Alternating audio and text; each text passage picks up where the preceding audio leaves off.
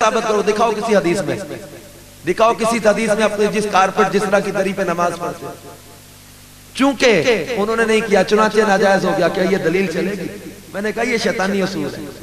मेरे नबी ने फरमाया, जामे तिरमिज़ी की हदीस है, अल हलाल मा हल्लल्लाहु फी किताब वल हराम मा हर्रमल्लाहु फी किताबी व मा सकत हुवा मिम्मा अफा अन्हु कमा क़ाल नबी सल्लल्लाहु अलैहि वसल्लम। फरमाया फर्ज वो है जो अल्लाह ने फर्ज कर दिया, हराम वो है जो अल्लाह ने हराम कर दिया, वमा सकत हुवा मिम्मा अफा अन्हु, और जिससे अल्लाह ने खामोशी इख्तियार फरमाई वो तुम्हारे लिए जायज है।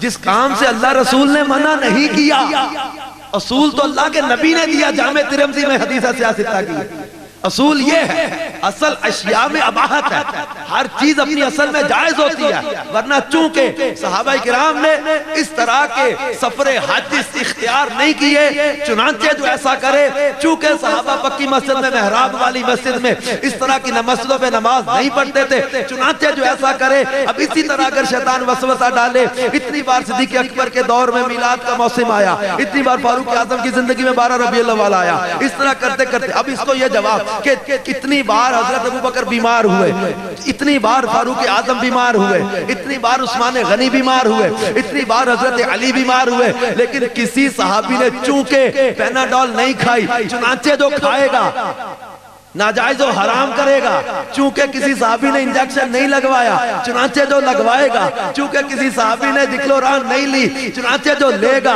चूंकि किसी साहबी ने इस तरह का इलाज जो एलोपैथी का नहीं किया था, चुनाचे जो ऐसा करेगा, चूंकि किसी साहबी ने जो इस तरह के सिले हुए कपड़े नहीं पहने थे, चुनाचे जो इस तरह के कपड़े पहनेगा, चूंकि किसी साहबी ने इस तरह की जो टोपी आज लेते हो बास, तो वो टोपी नहीं ली थी, चुनाचे जो ऐसी टोपी पहनेगा, चूंकि किसी साहबी ने चश्मा लगाकर कुरान नहीं पढ़ा था, चुनाचे जो चश्मा लगा के पढ़ेगा, चूंकि किसी सहाबी ने इस तरह के अमल जो इस असलहे के साथ आज जंग की जाती है, जो उस तरह के असलहे से नहीं की, चूंकि सहाबा ने तलवार और नेज़े और जो है वो बर्छे और भाले के साथ की थी, अगर चूंकि उन्होंने वो इस हथियार, अब उनके तरीके को छोड़कर अगर कोई बंदूक उठाएगा, क्लाशनकोफ उठाएगा या कोई भी हथियार उठाएगा, चूंकि उनका तरीका छोड़ा, चुनाचे नाजायज, चूंकि उन्होंने ये काम नहीं किया था, चुनाचे स्टील के बर्तन का कारोबार जो करेगा, चूंकि उन्होंने टेक्सटाइल का काम नहीं किया था, चुनाचे जो टेक्सटाइल का काम करेगा, चूंकि उन्होंने भैंसों का कारोबार नहीं किया था, चुनाचे जो भैंसों का कारोबार करेगा, चूंकि किसी साहबी ने भैंस का दूध नहीं पिया था या बेचा था, चुनाचे जो भैंस के दूध को इस्तेमाल करेगा, चूंकि जो सहाबा इकराम ने इस तरह के आलात जो इस्तेमाल नहीं किए थे, इस तरह की मशीनरी इस्तेमाल नहीं की थी, चुनाचे जो रोजी कमाने के लिए उनके तरीके को छोड़कर चलेगा, तो ये चूंकि चुनाचे अगर यहाँ नहीं लग रहा, मस्जिद की मेहराब पे नहीं लगा, मिंबरियों पे नहीं लगा, मीनारियों पे नहीं लगा, गुंबदियों पे नहीं लगा, हज के सफर पे नहीं लगा, कुरान के अहराब पे नहीं लगा, दरसे बुखारी, खत्मे बुखारी का जलसा किसी सहाबी ने नहीं किया, चूंकि उन्होंने नहीं किया, चुनाचे जो करे, सीरत के जलसे का इस तरह छाप पर इश्तिहार किसी ने एहतिमाम नहीं किया, चुनाचे जो करेगा, तो किसी भी सहाबी ने दरसे निजामी नहीं किया, चुनाचे जो दरसे निजामी करेगा, किसी भी सहाबी ने इस तरह मदरसे के फार्म पुर करके मदरसे में दाखिले लेके इस तरह तकरार सबकों की नहीं की, चुनाचे जो करेगा,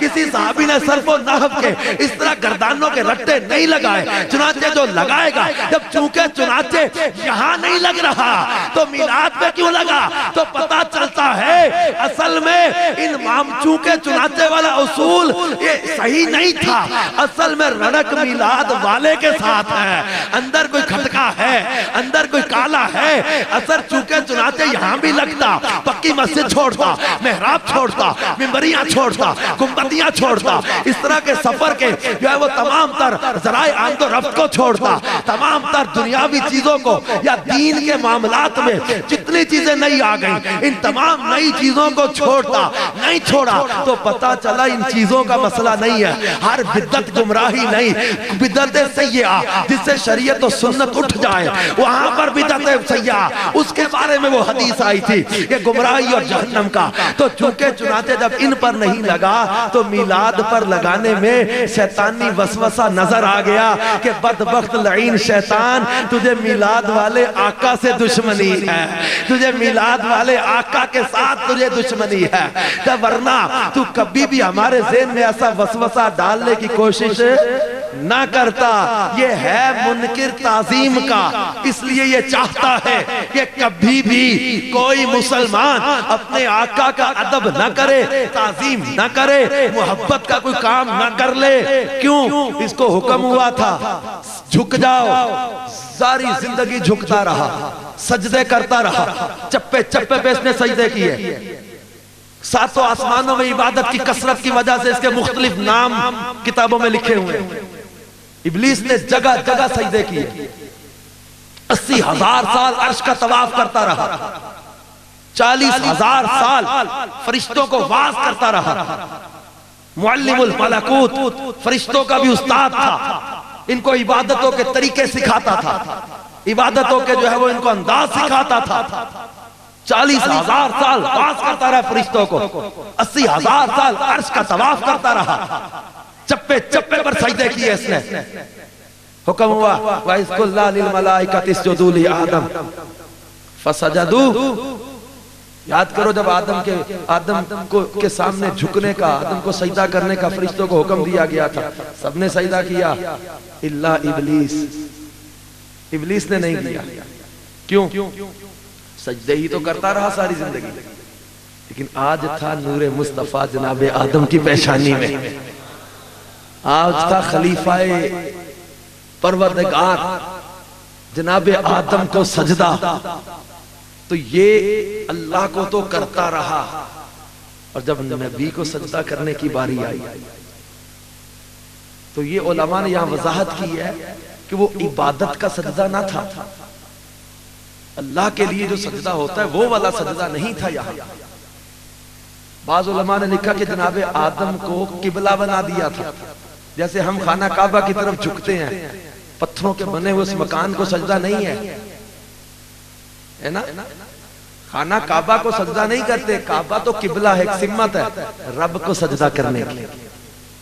बाज़ उलमा ने इसकी वजाहत में लिखा कि जनाबे आदम को किबला बना दिया था। और बाद में लिखा कि जनाबे आदम की पेशानी में चूंकि मुस्तफा सल्लल्लाहु अलैहि वसल्लम का नूर चमक रहा था, और ये ताजीमी सजदा था, ताजीम का सजदा था। पहली शरीयतों में जायज था, जनाब यूसुफ अलैहिस्सलाम को इनके भाइयों ने सजदा किया, कुरान पाक में इसका जिक्र है। पहली शरीयतों में ताजीमी सजदा भी जायज था, हमारी शरीयत में ताजीमी सजदा भी किसी को नहीं करते। हम नहीं करते, सरकार को करते हैं कि नहीं करते? नहीं करते ना, कितना दिल करे, लेकिन नहीं करेंगे। जब शरीयत ने रोक दिया जिस काम से, तो वो ताजीमी सजदा था। तो सारे फरिश्तों ने ताजीमे नबी की, शैतान ने नहीं की। अल्लाह ने फरमाया फखरुज इन्नका मिनस सागिरीन, निकल जा, तो जलीलों में से हो गया। इसको जलील करके निकाल दिया, रांदा दरगाह हो गया, ठुकरा दिया गया। अब जब इसने ताजीम का इनकार किया तो बर्बाद हुआ। अब ये चाहता है कि लोग बेअदब हो जाए, अब ये चाहता है शैतान के लोग ताजीम से दूर हो जाए। इकबाल ने कहा था वो फक्का कश जो मौत से डरता नहीं जरा, शैतान नफ्स लईन और फिरंगी क्या चाहता है? जो वो फाका कश जो मौत से डरता नहीं जरा, रूह मोहम्मद इसके बदन से निकाल दे, इसके दिल से वो अदब निकल जाए, वो इश्क निकल जाए, वो ताजीम निकल जाए। तो शैतान की कोशिश है कि मुसलमान नेक ना बन जाए, इबादत करके अदब करके ताजीम करके अल्लाह के बारगाह में पसंदीदा ना हो जाए। तो ये अदब और ताजीम के मामला से दूर रखने की कोशिश करता है। वरना हमारे आका सल्लल्लाहु अलैहि वसल्लम की ताजीम, अरे लोग उम्मती तो उम्मती, अल्लाह के नबी जो हैं वो भी सरकार की ताजीम करते हैं, सरकार सल्लल्लाहु अलैहि वसल्लम की ताजीम करते, अदब करते हैं। ये अदब मुस्तफा ही तो था कि जनाब आदम अला नबी अलैहिस्सलाम ने अल्लाह तबारक व तआला की बारगाह में हमारे आका सल्लल्लाहु अलैहि वसल्लम के नाम के वसीले से तौबा की। सरकार सल्लल्लाहु अलैहि वसल्लम के नाम के वसीले से अल्लाह ताला की बारगाह में मगफिरत तलब की। अल्लाह करीम जो सब कुछ जानता है फिर भी फरमाया आदम तूने ये नाम कहां से जान लिया? अभी तो मैंने इनको भेजा ही नहीं दुनिया में। जनाब आदम अलैहिस्सलाम ने अर्ज़ की मौला जब तूने मेरे बदन में रूह डाली मैंने अर्श पर देखा तेरे नाम के साथ ये नाम लिखा हुआ नजर आया था। मैंने जान लिया यकीनन ये कोई महबूब तरीन हस्ती है जिनका नाम तूने अपने नाम के साथ मिला रखा है। अल्लाह करीम ने फरमाया, हाँ आदम अगर इनको ना बनाना होता तो मैं तुझे भी ना बनाता। ये इतना प्यारा मेरा हबीब है, ये इतने प्यारे हैं मुझे। खुद सरकार मदीना सल्लल्लाहु अलैहि वसल्लम ने इरशाद फरमाया, हजरत जाबिर से मरवी हदीस पाक है, सरकार सल्लल्लाहु अलैहि वसल्लम ने, इब्ने असाकिर ने इसको नकल किया, फरमाया मकतूबन अला बाबिल जन्नत ला इलाहा इल्लल्लाह मुहम्मदुर रसूलुल्लाह। फरमाते कि जन्नत के दरवाजे पर ला इलाहा इल्लल्लाह मुहम्मदुर रसूलुल्लाह लिखा। मौला मुश्किल कुशा अली मुर्तजा से हदीस मरवी है, खसाइस कुबरा में यह हदीस आई है। सरकार सल्लल्लाहु अलैहि वसल्लम फरमाते हैं, रअयतु अलल अर्श मकतूबन ला इलाहा इल्लल्लाह मुहम्मदुर रसूलुल्लाह। अल्लाह के महबूब फरमाते, मैंने अर्श पर लिखा हुआ देखा, ला इलाहा इल्लल्लाह मुहम्मदुर रसूलुल्लाह लिखा हुआ। बल्कि हजरत जाबिर से इमाम तबरानी ने एक हदीस नकल की है, भाई नकतब आदम मकतूबन मुहम्मद रसूलुल्लाह व खातमुन नबिय्यीन। हजरत आदम के दोनों कंधों के दरमियान ये लिखा हुआ था कि मोहम्मद सल्लल्लाहु अलैहि वसल्लम अल्लाह के रसूल और आखिरी नबी है। बल्कि हजरत सुलेमान अलैहिस्सलाम की वो खास अंगूठी, इस अंगूठी को ये निस्बत क्या थी, बरकत इतनी क्यों मिली इसे? हजरत उबादा बिन सामित साहब ये रसूल फरमाते हैं, इब्ने असाकिर ने इस हदीस को नकल किया, कान नक्श खातिम सुलेमान ला इलाहा इल्लल्लाह मुहम्मदुर रसूलुल्लाह। हजरत सुलेमान की अंगूठी पर अल्लाह के नाम के साथ मुस्तफा का नाम लिखा हुआ था।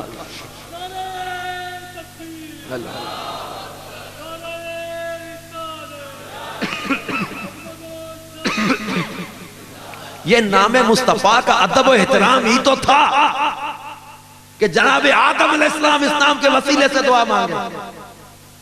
बल्कि हम तो चले क्या ही रहे, हम तो कहेंगे हमें तो अल्लाह ने हुक्म दिया, तो अदब और ताज़ीम का।